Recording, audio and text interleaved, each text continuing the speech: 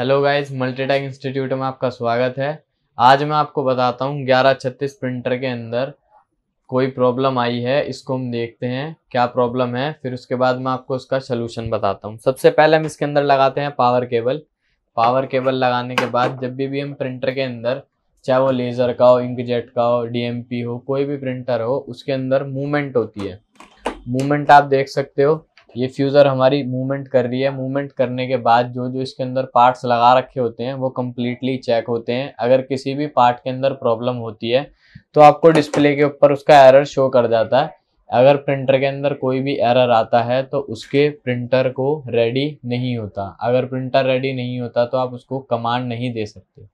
तो सबसे पहले हम पावर केबल लगाते हैं प्रिंटर के अंदर, तो उसके सारे पार्ट्स मूवमेंट वर्क करते हैं। सारे प्रॉपरली एक दूसरे पार्ट्स को चेक किया जाता है।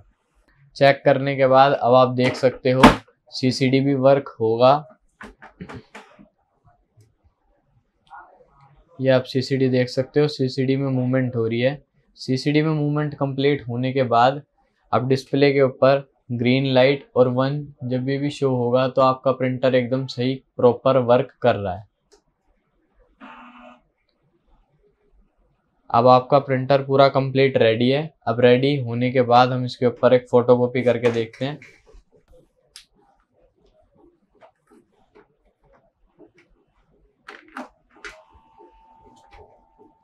अगर कोई प्रिंटिंग से रिलेटेड कोई प्रॉब्लम होगी तो हमको फोटोकॉपी के ऊपर शो हो जाएगी।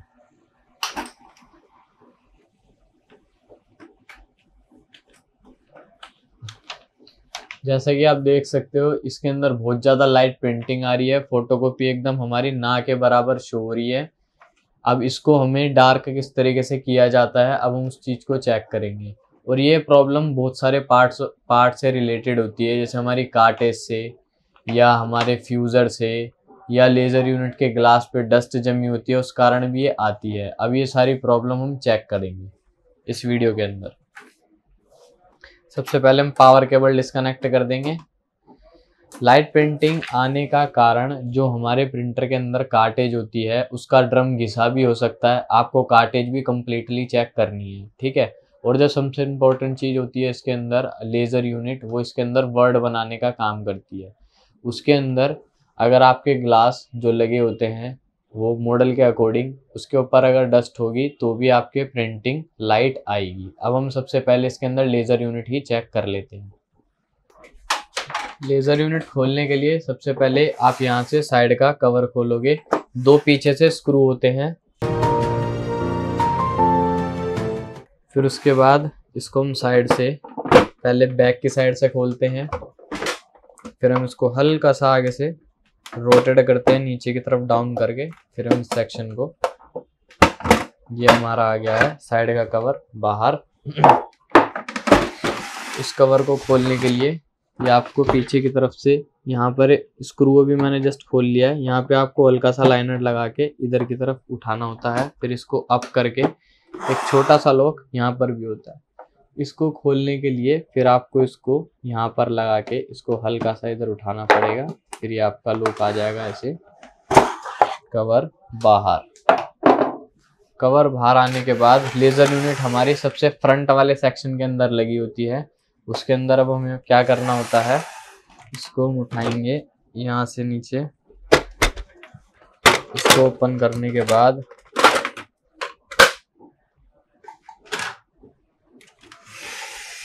ये लेज़र यूनिट लगी होती है। अब हम सबसे पहले इसी को चेक कर लेते हैं, इससे रिलेटेड प्रॉब्लम तो नहीं है। लेज़र यूनिट खोलने के लिए सबसे पहले हमें यहाँ से 2 स्क्रू खोलने पड़ते हैं।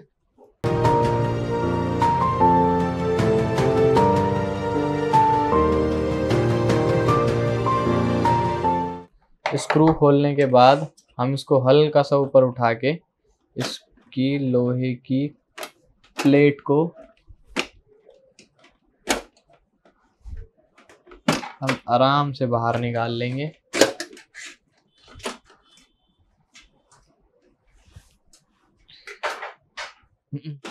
ये होती है लेज़र यूनिट। लेज़र यूनिट को हम कम्प्लीटली खोल के चेक करते हैं।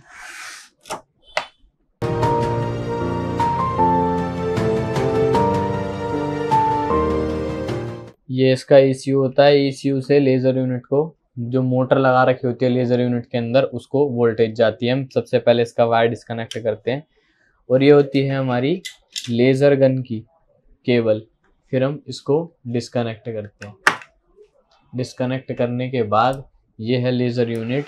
अब सबसे पहले हम इसी को चेक कर लेते हैं। इसको ओपन करते हैं। एक स्क्रू इसके सबसे ऊपर लगा रखा होता है। फिर यहाँ से 4 लॉक होते हैं, 1 2 और ये 3 4। इसको ओपन करने के लिए हम ऐसे, अब इसको ओपन करके सबसे पहले हम ग्लास के ऊपर चेक कर लेते हैं डस्ट तो नहीं है। डस्ट को हम क्लीन करने के लिए हम इस्तेमाल करते हैं ईयरबड्स का। ईयरबड से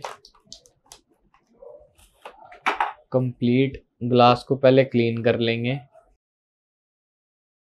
क्लीन करने के बाद जो लेज़र मोटर के ऊपर स्कैनिंग मिरर लगा रखा होता है स्क्वायर टाइप का, उसको भी हम क्लीन कर लेंगे। फिर लेज़र गन के अंदर लगा रखा होता है ये VAR, इसको बोलते हैं वेरिएबल रजिस्टर। ये आप यहाँ पर देख सकते हो। इसको हल्का सा अगर आप राइट साइड घुमाते हो तो आपका प्रिंट डार्क आता है, लेफ्ट साइड घुमाते हो तो आपका प्रिंट लाइट आता है। और जब ये हमारा प्रिंट लाइट आता है तो हम इसको हल्का सा थोड़ा सा राइट साइड घुमा देते हैं ताकि हमारा प्रिंट कंप्लीटली डार्क आए। ये होता है वेरिएबल रजिस्टर। ये छोटा सा इसके अंदर माइनर सा लगा हुआ होता है, छोटा सा स्क्रू, इसको वेरिएबल रजिस्टर बोलते हैं। फिर इसको लगा करके हल्का सा हम राइट साइड घुमाते हैं। राइट साइड घुमाने के बाद हमने ग्लास पूरे कंप्लीट क्लीन कर दिए थे। अब हम इसको पैक कर देते हैं। पैक करने के बाद लेज़र गन के अंदर केबल लगाएंगे हम। फिर उसके बाद जो इसके अंदर मोटर लगा रखी होती है उसके अंदर हम कनेक्टर लगा देते हैं। कनेक्टर लगाने के बाद हम इसको वैसे ही एज इट इज पैक करते हैं।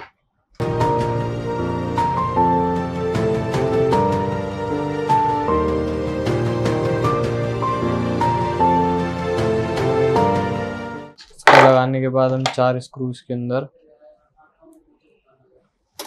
स्कैनर में भी यहीं से स्क्रू लगा देते हैं।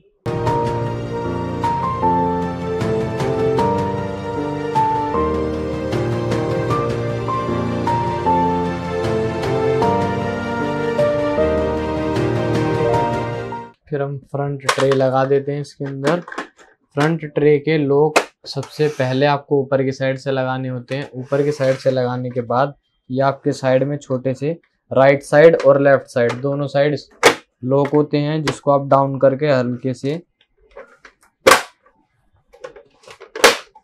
लगा दोगे। लगाने के बाद जो हमने साइड के कवर्स खोले थे हम इसको पैक कर देते हैं।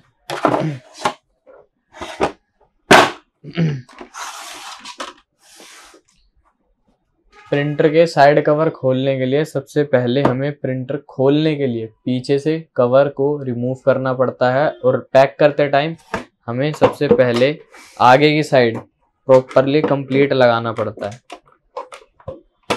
पहले जब हम आगे की साइड एकदम परफेक्ट लगा देते हैं तो फिर ढक्कन बहुत इजीली लग जाता है। अब प्रिंटर के अंदर हम पावर केबल लगा के चेक करते हैं। जो हमारी प्रिंटिंग पहले लाइट आ रही थी, अब वो प्रिंटिंग टेस्ट करेंगे वो लाइट है या अभी भी डार्क है।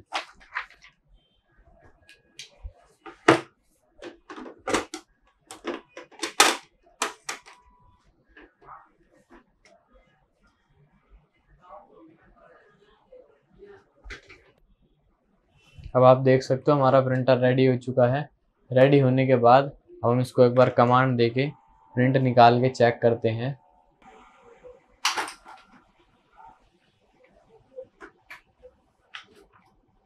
अब आप देख सकते हो पहले हमारा प्रिंट कितना ज़्यादा लाइट आ रहा था और अब आप देख सकते हो कि हमारा प्रिंट कितना ज़्यादा डार्क आ रहा है।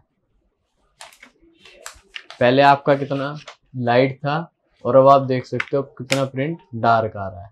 लेज़र यूनिट के अंदर जो लेज़र यूनिट होता है, लेज़र यूनिट के अंदर एक छोटा सा स्क्रू लगा रखा होता है जिसको हम वेरिएबल रजिस्टर बोलते हैं, जो आप अपने हिसाब से ऑप्शनल होता है वो, आप चाहो तो डार्क भी कर सकते हो, आप चाहो तो लाइट भी प्रिंट कर सकते हो।